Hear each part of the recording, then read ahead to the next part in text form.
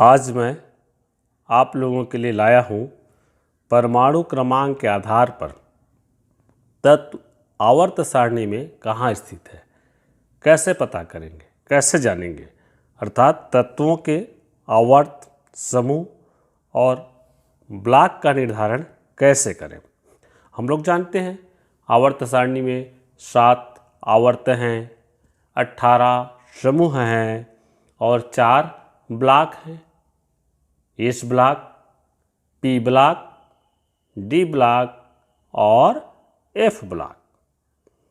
अब इनका हमको निर्धारण करना है।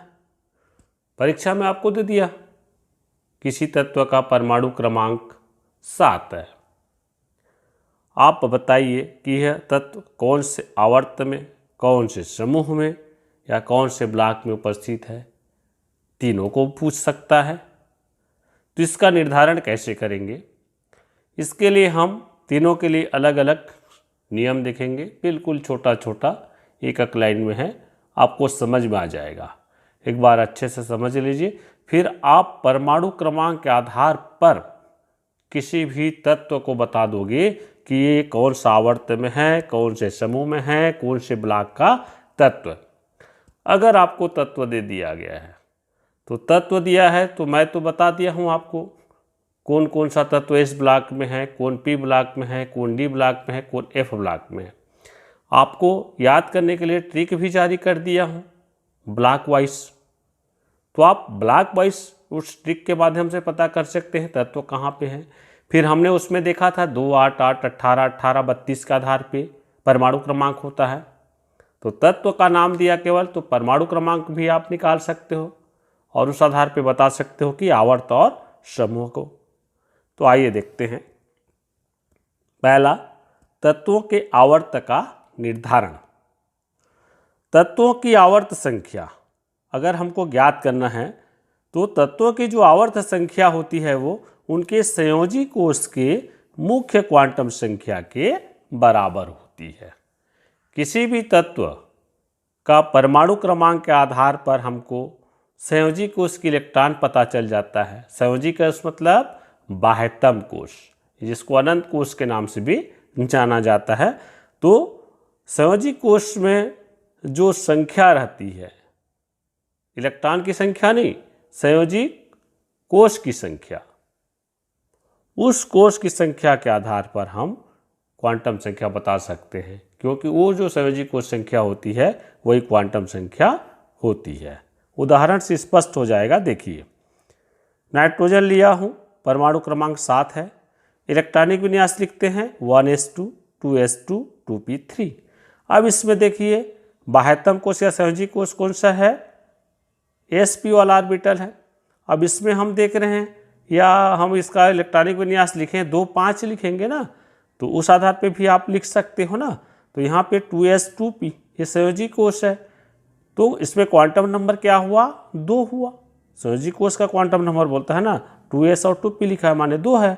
और चूंकि इसकी क्वांटम नंबर 2 है अर्थात n का मान 2 है, इसलिए आवर्त संख्या भी 2 हो गई। इस प्रकार से आप अन्य तत्वों का भी निकाल सकते हैं। दूसरा, तत्वों के ब्लॉक का निर्धारण कि तत्व कौन से ब्लॉक में उपस्थित है। एस ब्लॉक में है, पी ब्लॉक में है, डी ब्लॉक में है, एफ ब्लॉक में है। अभी हमने जो इलेक्ट्रॉनिक विन्यास देखा था उस इलेक्ट्रॉनिक विन्यास में नाइट्रोजन पी ब्लॉक में है, P3 आया था ना लास्ट। देखते हैं उसको पुनः। तो इसके लिए हम क्या करें, तत्वों के ब्लॉक का निर्धारण उनके अंतिम इलेक्ट्रॉन में उपकोष द्वारा होता है। अंतिम इलेक्ट्रॉन जिस उपकोष में रहता है वो उस ब्लॉक के तत्व होते हैं। देखते हैं, जैसे नाइट्रोजन का हमने लिया तो इसमें देख रहे हैं अंतिम इलेक्ट्रॉन कौन सा उपकोष में है, पी उपकोष में है, 2p3 लिखा हुआ है, इसलिए नाइट्रोजन पी ब्लॉक का तत्व होगा। देखिए, इसमें अंतिम इलेक्ट्रॉन पी कक्षक में है, अतः नाइट्रोजन पी ब्लॉक का तत्व है। किसी भी तत्व का आप इलेक्ट्रॉनिक विन्यास लिखिए और अंतिम उपकोष को देखिए। अंतिम उपकोष में इलेक्ट्रॉन रहता है, अर्थात अंतिम उपकोष ही तत्वों का ब्लॉक होता है। अब है तत्वों के समूह का निर्धारण। समूह या वर्ग भी बोला जाता है इसको। 18 जो समूह या वर्ग है उसका निर्धारण कैसे करेंगे, तो इसको हमने ब्लॉक के हिसाब से डिवाइड कर दिया है ताकि आपको आसान हो। S block, P block, D block, F block, सभी के लिए अलग अलग हम देखते हैं कि इनके तत्वों का समूह का निर्धारण कैसे करेंगे। अब आपने देखा पूर्व में आवर्त भी निकाल लिए हमको जो है ब्लॉक भी पता चल गया। अब आप ब्लॉक पता चल गया तो ये जो 4 ब्लॉक के आधार पर नियम है इस नियम को फॉलो करिए, आपको समूह भी पता चल जाएगा। देखते हैं एस ब्लॉक के तत्व होते, तो एस ब्लॉक के तत्वों के लिए क्या करेंगे हम, संयोजी कोष में उपस्थित इलेक्ट्रॉनों की संख्या। अब एस ब्लॉक में जो है 2 समूह हैं, फर्स्ट समूह सेकंड समूह हम लोग जानते हैं, तो आप उसके संयोजी कोष में उपस्थित इलेक्ट्रॉन की संख्या को देखिए, अर्थात अंतिम कोष के इलेक्ट्रॉन की संख्या या अंतिम उपकोष के इलेक्ट्रॉन की संख्या बोल सकते हो, उस समूह का निर्धारण कर देता है। देखिए लिथियम का हमने लिया परमाणु क्रमांक 3 1s2 2s1, तो इसमें ब्लॉक एस ब्लॉक आ गया। देखो अंतिम इलेक्ट्रॉन कौन से ब्लॉक में है, एस ब्लॉक में, इसलिए एस ब्लॉक का तत्व है। और चूंकि यहाँ पे हम समूह निकालना है हमको, तो एस ब्लॉक में कितना इलेक्ट्रॉन है, 1 इलेक्ट्रॉन आया है, इसलिए समूह 1 का तत्व होगा। तो अंतिम उपकोष में उपस्थित इलेक्ट्रॉन की संख्या ही एस ब्लॉक के तत्वों के लिए समूह या वर्ग को बताता है। अब दूसरा ले रहे हैं हम पी ब्लॉक के तत्वों हेतु।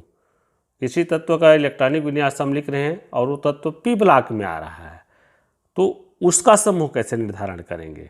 देखिए 10 में संयोजी कोष में इलेक्ट्रॉन की संख्या को जोड़ देंगे, मतलब आपको पता चल गया ये पी ब्लॉक का तत्व है। अब उसका इलेक्ट्रॉनिक विन्यास लिखिए, इलेक्ट्रॉनिक विन्यास लिखने के बाद जो संयोजी कोष में उपस्थित इलेक्ट्रॉन की संख्या है उसमें 10 जोड़ दीजिए और टोटल करोगे, जो योग आएगा वो बता देगा फिर उसका समूह संख्या को। जैसे बोरान लिए हैं हम, यहाँ पे परमाणु क्रमांक 5 है, 2 और 3 है इसमें, तो बाह्यतम कोष या संयोजी कोष में कितना इलेक्ट्रॉन हुआ, यहाँ देखिए 3 इलेक्ट्रॉन बता रहा है। अब 3 को क्या करें हम 10 से जोड़ दें, जिसको हमने लिखा 10 धन 3 बराबर 13। अब 13 ही उसके समूह संख्या या वर्ग संख्या होगा, 13वें समूह हो रहा है। तो पी ब्लॉक के तत्वों का निर्धारण इस प्रकार से आप करेंगे। सबसे पहले हमको ब्लॉक निकाल लेंगे ना, ब्लॉक पता चलेगा, और ब्लॉक पता चलने के बाद उसके संयोजी कोष की इलेक्ट्रॉन की संख्या को 10 से जोड़ दीजिए, फिर पी ब्लॉक के तत्वों के समूह या वर्ग का निर्धारण हो जाता है। अब डी ब्लॉक के तत्वों का निर्धारण कैसे करें, तो डी ब्लॉक के तत्वों का निर्धारण करने के लिए आपको पता है इलेक्ट्रॉनिक विन्यास लिखे, आप डी लिख लिए है ना, लेकिन साथ में उसमें जो है एस ऑर्बिटल को भी, बाह्यतम जो एस ऑर्बिटल होता है उसको, उसमें उपस्थित इलेक्ट्रॉन को भी योग करना पड़ेगा। देखते हैं समूह संख्या बराबर, हम ये कैसे निकालेंगे समूह संख्या, n-1d उपकोषों प्लस ns उपकोषों में इलेक्ट्रॉनों की संख्या। कहने का मतलब अंतिम जो डी उपकोष रहता है और अंतिम डी उपकोष के पहले जो एस ऑर्बिटल रहता है उस उपकोष में इलेक्ट्रॉन की संख्या, दोनों का योग कर दीजिए, डी ब्लॉक के तत्वों के समूह पता चल जाता है। जैसे स्कैंडियम का लिया हूँ मैं, परमाणु क्रमांक 21 है, इलेक्ट्रॉनिक विन्यास देखिए इस प्रकार से होता है 1s2 2s2 2p6 3s2 3p6 3d1 4s2, ऐसा भी लिखते हैं इसको 4s2 3d1, ऐसा भी लिखते हैं। आप बॉस सिद्धांत के अनुसार ऊर्जा क्रम में आप लिखोगे तो, और ये भी सही लिखा हुआ है। तो इसमें क्या करें, n-1d उपकोष क्यों बोला, देखो अंतिम क्या होगा, मुख्य क्वांटम संख्या का मान 4 है, तो अंतिम मुख्य क्वांटम संख्या n का मान 4 है, तो 4 को 1 से घटा दो तो क्या मिलेगा 3d उपकोष, तो 3d उपकोष की इलेक्ट्रॉन को ले लो, कितना है इसमें 1 इलेक्ट्रॉन है, 1 लिया। फिर ns उपकोष में इलेक्ट्रॉन की संख्या, अब ये 4s में 2 इलेक्ट्रॉन है, इसको जोड़ दिए 3 आ रहा है, मतलब 3 आ रहा है, तो ये जो स्कैंडियम है तीसरे समूह या तीसरा वर्ग का तत्व है।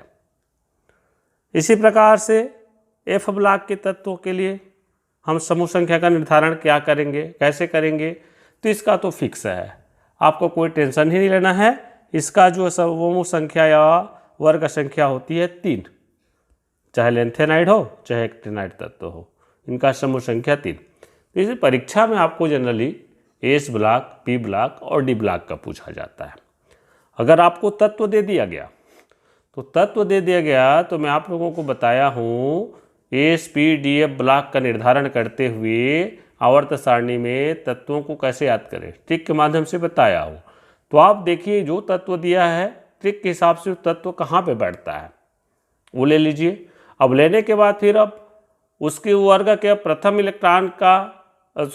तत्व का परमाणु क्रमांक पता करिए। फिर आप 2, 8, 8, 18, 18, 32 वाला जो हम फार्मूला अपनाएं, जादुई संख्या अपनाएं, उस संख्या के आधार पर आप परमाणु क्रमांक उसका निकाल सकते हो। निकालने के बाद इलेक्ट्रॉनिक विन्यास लिखिए, और इलेक्ट्रॉनिक विन्यास जब लिख लिए तो आपको पता है एस ब्लॉक, पी ब्लॉक और डी ब्लॉक के समूह संख्या को हम कैसे निकालेंगे। ठीक है, लेकिन जनरली आपको परमाणु क्रमांक दे दिया जाता है, तो ये भी पता रहना चाहिए। तो आवर्त सारणी आपको याद रहना चाहिए, जो ट्रिक के माध्यम से बताया हूँ याद रखिए। नहीं देता है, केवल तत्व दिया तो आप परमाणु क्रमांक निकालोगे। परमाणु क्रमांक निकालने के बाद उसका इलेक्ट्रॉनिक विन्यास निकाल करके किसी भी तत्व का फिर आवर्त, वर्ग और ब्लॉक को इस आधार पर या इस नियम के आधार पर, इस ट्रिक के आधार पर आसानी से निकाल लोगे। थैंक्स, धन्यवाद।